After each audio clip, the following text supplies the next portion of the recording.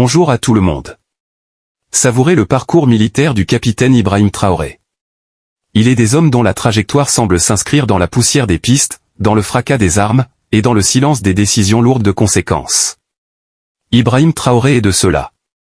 Né au Burkina Faso, dans une famille modeste, il grandit avec cette conscience précoce de l'injustice, du déséquilibre et de la responsabilité. Très jeune, il développe un tempérament calme mais déterminé.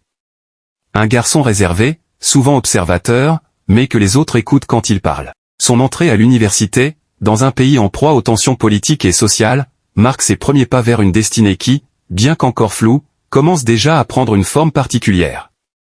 Il étudie la géologie, un choix rationnel, logique, pour un avenir stable.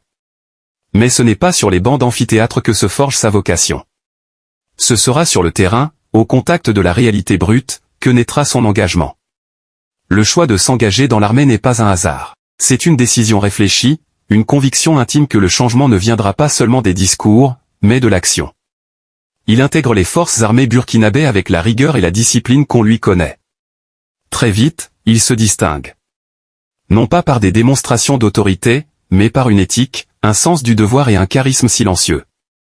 Il gravit les échelons à force de courage, d'endurance, et surtout de loyauté. Son affectation dans des zones sensibles du pays le confronte rapidement aux réalités du terrorisme, des groupes armés, et de la fragilité de l'État dans certaines régions. Là où d'autres hésitent, Traoré reste debout. Il écoute la population, comprend les douleurs, voit l'abandon dont sont victimes des villages entiers. À partir de 2020, alors que la situation sécuritaire du pays se dégrade de plus en plus, les critiques contre le gouvernement s'intensifient. Malgré les milliards de francs CFA engagés dans la lutte contre le terrorisme, de vastes zones du pays échappent au contrôle de l'État.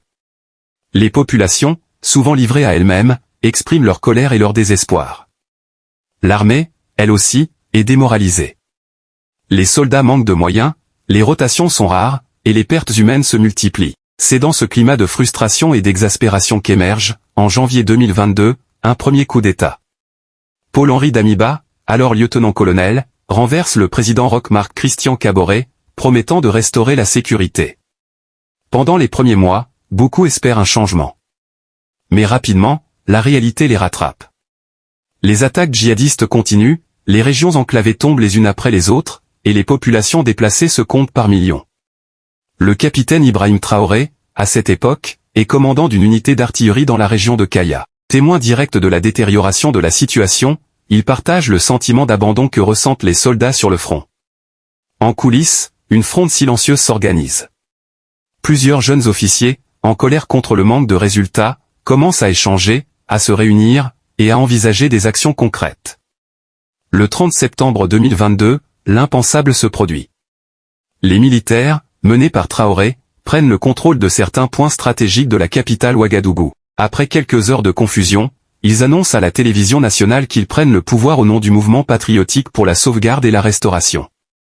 Le capitaine Traoré est présenté comme le nouveau chef de l'État, à la tête d'une transition censée ramener la sécurité et la stabilité. Âgé de seulement 34 ans, il devient le plus jeune chef d'État au monde à ce moment-là.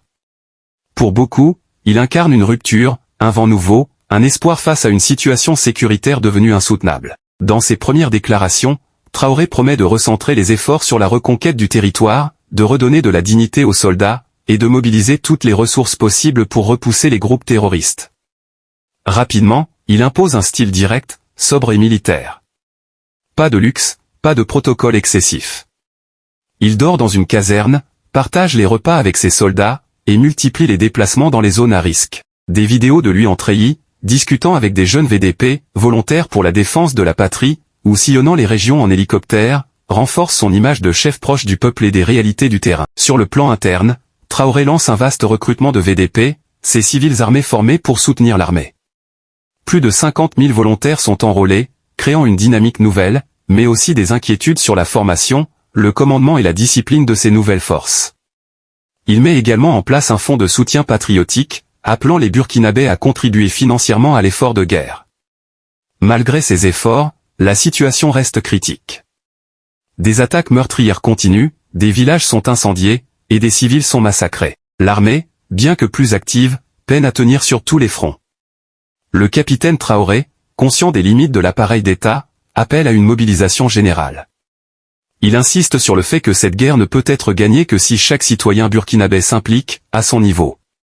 Dans ses discours, souvent improvisés mais marqués par une sincérité brute, il parle de sacrifice, de dignité, de lutte pour la survie de la nation. Il critique les élites corrompues, fustige l'inaction bureaucratique, et appelle à une refondation du pays sur des bases nouvelles, justice, solidarité, et patriotisme. Mais derrière cette volonté de redressement, des inquiétudes persistent. La transition politique, censée durer quelques années, n'a toujours pas donné de calendrier électoral clair. Les partis politiques sont marginalisés, la société civile est sous surveillance, et les médias indépendants font face à des restrictions. Le pouvoir de Traoré, s'il bénéficie d'un large soutien populaire dans certaines franges de la population, repose aussi sur un contrôle militaire strict. Pour autant, il est indéniable que son arrivée a provoqué un électrochoc. Le Burkina Faso, en proie à une crise existentielle, cherchait un repère, un symbole de résistance. Pour beaucoup, Ibrahim Traoré incarne cet espoir, même si les résultats tardent à se concrétiser. Aujourd'hui, le capitaine Ibrahim Traoré continue de diriger le Burkina Faso dans un contexte extrêmement tendu. Entre guerre asymétrique, pression diplomatique, et attente populaire, il avance sur une ligne de crête. Son avenir politique reste incertain, mais son impact, lui, est déjà considérable. En moins de 3 ans, il est devenu une figure centrale de l'Afrique de l'Ouest sahélienne, bousculant les équilibres, brisant les codes, et redéfinissant, à sa manière, le rôle du chef dans un pays.